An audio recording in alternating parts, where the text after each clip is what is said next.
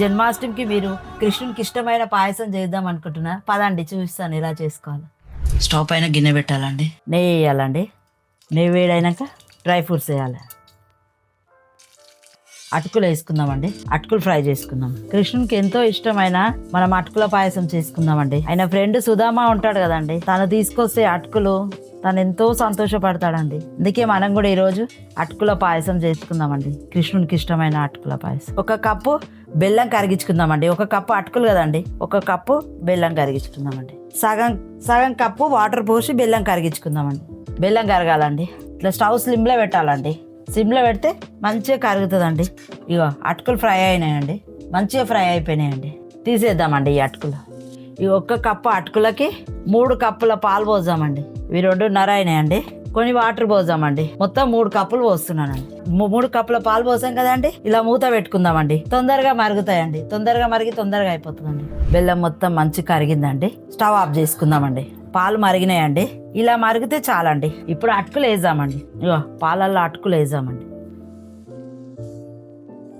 ఇది ఎంతో కృష్ణునికి ఇష్టం అండి. ఇది అటుకుల పాయసం హెల్దీ అండి, ఆరోగ్యానికి కూడా చాలా మంచిదండి. మనం ఇక్కడ చక్కెర తీసుకోవడం లేదు కదండి, బెల్లంతో చేస్తున్నాం కదా, చాలా మంచిదండి. షుగర్ పేషెంట్లు కూడా తినొచ్చండి దీన్ని. చాలా బాగుంటదండి టేస్ట్ లో కూడా. పిల్లలు అయితే చాలా ఇష్టంగా తింటారండి. మీరు ఇలా ఒకసారి నేను చెప్పినట్టు చేయండి, చాలా బాగుంటదండి. కొంచెం ఈ అటుకులు ఉడికితే మనం ఆ బెల్లం ఉంది కదా అండి, ఒక చిన్న చిట్కా అండి. పాలు వలగొద్దు అనుకుంటే మనము ఇది కొంచెం చల్లగా అయిన తర్వాత బెల్లం పానకం వేసి కలపాలండి. పాలు విరిగాయి, లేకపోతే విరుగుతాయండి. ఇప్పుడు వేడి మీద వేసేసామనుకో, స్టవ్ ఆన్ లోనే ఉన్నప్పుడు వేసామనుకో పాలు పలిగిపోతాయండి. ఉడికినాయండి అటుకులు. Dry fruits వేద్దామండి.